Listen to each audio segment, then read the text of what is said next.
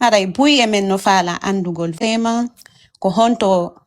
tigi fulɓe ɓen iwi parce que sa remarki hiɗen e aduna on e fo kala ko yawɗa fottayi pullo ko suwatara no yewtirton non ko gonga ma ɗum no nandi ma ɗum nanda kono fulɓe ɓen no heewi ayiɗo ay giba sa ƴetti giba ka ɓenta Eritrea Djibouti jippori ha Ethiopie Soudan jippori noon ha telen Cameroun Centrafrique ha nord Congo ardi noon ha Mauritanie nord de Mauritanie ha jippori ha Guinée ha nord de Côte d'Ivoire Ghana Togo o territoire ɗo ko ɗo iwruɗen jon non ɗo ko woni honto leydi men justement iwɗen justement andi yimɓe ɓe mbaɗi hakkille men so innayi honto iwruɗen ko be adden fulawa tu vois non sabona andi baɗi hakkille men que sa inni honto yurɗa il faut jonna inde fulawa des trucs comme ça ɗum ko fenade ka yurɗa ɗum hina sa inni ɗo ville a inni ɗo saare nden saare ɗon no woodi ñande de sinca joni sa no inni woodi ko fulawa addi sa inni sabbo tumi ara sa inni fulawa e on fulawa no woodi ñande sinca donc en fait ka yurɗa hina forcément fulawa tu comprends non ko territoire katata battane mo yitete duuɓi guluji ɓaawɗon tu vois non on territoire ɗon ko ɗon wawɗon innude ko ɗon iwruɗon tu vois non ne nokku ka battane mo yite wano duuɓi guluji jowi guluji ɓaawɗo automatiquement ɗon on ko ɗon woni ka iwruɗon tum a faami enen noon ko territoire ɗo woni kam ɗo en rouge ko ɗo mais ɗe wawi inde sa Afrique fof ɗen tawati Afrique e ko ma ɗum en tawti Afrique e ko ma ɗum en tawoni premier par ce que leƴƴi ɓurɗi kiɗɗe Afrique ɗin ko enen jeydi suwano ko enen ko nonne men e mbaadi men yitete e nder Afrique ça veut dire que ɗi ɓaleji ɗi yiyata wano ɗi leƴƴi ko nanta ɗo maninka koko inventa ni ina leƴƴi tigiri soso koko inventa non ɗum mi ko langandi kanko on ɓe histoire naati e men waɗani manin pelle kaɓɓen non ɗum ɗon fof ina gonga andi kamɓe ɓayɓe fooli hen ɓe windi defte siwano andi ene kon colonisaɓe ko ɗum andata sa nani ɗo Guinée ko innete ko colonie indépendante mais sa inni colonie indépendante ha joni ko colonie ko woni ko indépendante ko inte colonie indépendante no wawi sa heeɓi ɗo magasin jano ƴetta ɗon noon seeɗa yaha uddita magasin keso o magasin keso mo uddituɗa ñande o heeɓi feere tata mo wawi dogude kanko tum andi o debbi sa udditi magasin keso a ƴette marchandise ka magasin ma jano naɓa ka magasin keso siwano ha o magasin keso ɗon o fuɗɗo yawde kanko tum ñande o wawi yawde kanko tum o inne o woni indépendant ko ɗum woni indépendance siwano donc Guinée ko colonie mais ha ko colonie indépendance c'est à dire que mo wawi fonctionne de kanko tum ko ɗum woni Guinée ko colonie indépendant enen noon kon colonisaɓe kon ɗon colonisol goɗɗo ko ƴettugol yimɓe ɓe jeeyaka ɗon ara installa ɓe nder ɗon ko ɗum woni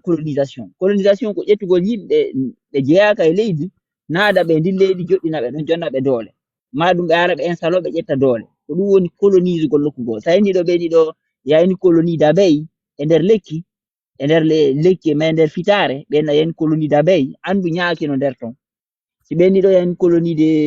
de serpent ça veut dire que e nokkelum andu bolle no heewi e on nokku ɗon donc colonisation Afrique ko ɓe ɓaleɓe ɓe hina Afrique jeeya ɓale hina Afrique jeeya